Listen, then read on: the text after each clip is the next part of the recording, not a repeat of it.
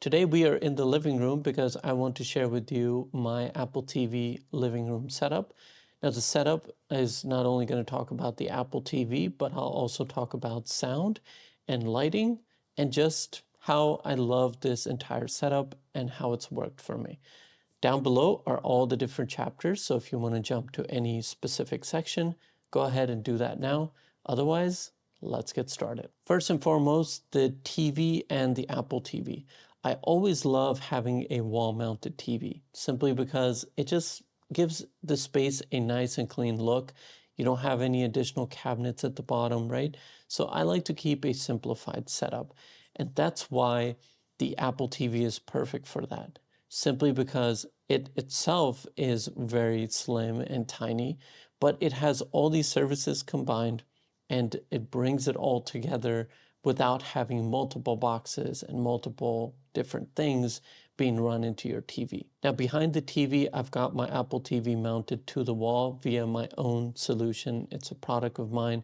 It was basically an idea of mine that I turned into a product. It's $8.99. It's a magnet mount.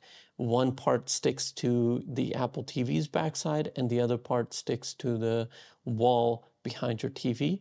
And you can just have a nice clean mounting solution for your Apple TV or other different boxes that you might have. Now, before I talk about why I love the Apple TV, I want to talk about the remote. I actually like the Apple TV remote. It's got a very nice look to it. It's slim. It does have a little bit of a curve, but I really like this Nomad case for it. Not only is it leather, which is, if you know me, it's something I love. Anything with leather, I love it. Anyway, you snap the remote in here, and what I love about this is that it just gives it more of a natural feel. It just feels the hand nicer. If you look at this remote, this is the one that came with our Samsung TV. Typically, I love remotes like this. Why? Because they just feel great in the hand. So when I saw this, even though this case has an AirTag holder, you don't need the AirTag in there, but just having the case on it not only protects the Apple TV remote control, but also gives it a better feel overall. Now, since we're on the topic of the remote, I do like the remote overall. It's very simple. It's easy to use. I did find that in the beginning, like this touch sensitive part would be a little too sensitive and it kind of gets away from you at times. But once you get used to using it, it is a nice feature. And overall, it's a very simple remote. Now this remote does have Siri in it, and I also have it paired so that it can control my TV and my volume controls and all of that. So with Siri, the only downside is that I watch a lot of international content, and Siri can't really help you find that because the titles are written in Roman English, but they are spelled so different than the way I would pronounce a show. So Siri isn't that helpful except for times when I do have to watch like a specific movie or a show. Then I can easily use Siri to search it up and it'll search across the entire Apple TV system. So it is really useful and not useful at the same time. As for the entertainment side of things, I have Amazon Prime, I have Netflix through T-Mobile, and then I also have Hulu. So those three services, I can easily find what I need to watch, along with probably my most watched content is through YouTube. So I do have the YouTube app in there, and it just works, right? It's great. I watch TV for a couple hours in the evening, and that's how I wind my day.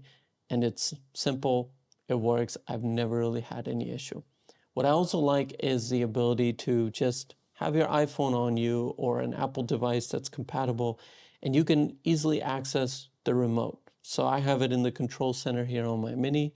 It's right there. When I'm like right behind me in this space is my dining area. So when I'm sitting over there and I've forgotten to grab my TV remote, I can easily just do it from my phone. So being able to have that, Apple ecosystem thing to where you can mirror your screen, you can AirPlay stuff to the TV, that's obviously a huge plus. And since I do have a lot of Apple devices, it just works really well. Now, as for the TV that the Apple TV is plugged into, By the way, I feel like I've said TV by now a million times, so sorry for that. But this TV is just a Samsung 65-inch 4K TV. It's great. It works well for this space. Like the size, I think, is literally perfect. I've always had a 60 to 65-inch TV, and this one is no different. We picked it up from a local Best Buy, and again, this is nothing special. No OLED, no 8K, no crazy stuff going on here, but it's a great TV. My other Samsung TV that's in the room downstairs, that one is actually also a 65-inch, but that one has been with us since 2017. So we've always had a good experience with Samsung TVs, hence why this TV was an easy purchase for us. It's got a couple of HDMI ports on the back. It's simple. It's got the optical cable as well, so that is routed to the Sonos audio, which is something that we're going to talk about next. The Sonos system I have is the very first one that came out. I personally bought it in March or April of 2017, if I'm not wrong. And I got the play bar, I got two of the surround speakers, and then also the subwoofer. Now, buying them as a bundle at that time, it was pricey, but I knew that this is something I wanted to add to my TV setup. Sound makes a huge difference. And if you have good sounding audio, that is something that you're going to enjoy on a daily basis. Even watching like YouTube and regular TV shows and not really watching movies or anything like that, right? Even that experience is enhanced by just having good audio. The best tester or the best test for a product is the test of time. And this speaker system has literally been through 7 years now of testing, and it's worked flawlessly. So if this was to die on me, which I don't see happening anytime soon, but if this was to die on me, or let's say I just wanted to upgrade it, for me, how well it's worked, I would buy a Sonos system again. The original Sonos sound system didn't have like all the AirPlay stuff that they do now.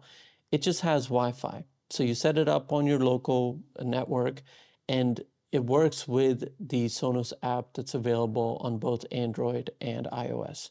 The app is great, like it was easy to set up everything. And then you can go in there and tweak things like EQ. So the way you like your EQ setup might be very different than mine, but you have all those options right here. I also use TruePlay, and this is like a feature that they have where you use your iPhone or whatever smartphone you have, and you basically analyze the room, like they make you move your phone throughout the room. You analyze the sound so that way it can optimize it to sound best for that specific room. It worked great in my previous setup, and it works great in this setup. Just with my experience of this one and how it's just stood the test of time, I can easily say that you should look at a Sonos system, or at least go into your local like Best Buy or whatever electronics store you can and give it a sound test and check it out. Worst come to worst, you can always give it back. Even if you just get like a sound bar, you have to remember, like, you don't have to go and buy the entire system together, right? You can buy the sound bar, then later add the additional speakers, because it really makes a huge difference. Another key element of this space, especially in the evening, is lighting.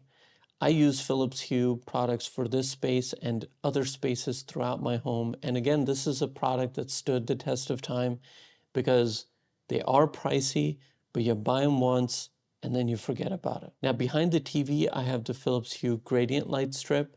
So this is different than the standard one because it's got multiple colors available, like different segments. You can go in there and change it. And in the floor lamp, we have a Philips Hue bulb. And then behind the sofa that's behind the camera is another light tube. That also has a gradient color system. So you can go in there and tweak different colors. And it really makes for a great setup, especially when you're watching movies. The other nice thing is that there's a bunch of Philips Hue accessories that you can add to enhance your experience. Like, for example, you have the Philips Hue app on your phone. You can literally turn on the lights. I have it tied into my Google Home and Apple Home system, so I can just tell Siri or Google to turn on the lights for a specific room. That's really cool. And then lastly, Philips Hue also has like dimmer switches and dials. Like we've got one in our room that we use, so you can preset different scenes to it, and you've got a dimmer dial. So that's really cool because it allows you to add switches to places where you might not have a switch. Like for example, in this room, there is no switch here. So everything's already plugged up. You can either use voice to activate it, or you can just activate it via the app. Or you could add another like Philips Hue remote and it could activate your lights or change different scenes. So the Philips Hue system is another system that I would really recommend because again, lighting combined with sound, combined with a good TV experience, it just enhances your experience within your home. And it's something that's going to stay with you for a very long time. And you're going to reap the benefits of it for a very long time. I know I just showed off a bunch of stuff, right? Lights and sound and TV and all this. I didn't get these things like overnight, okay?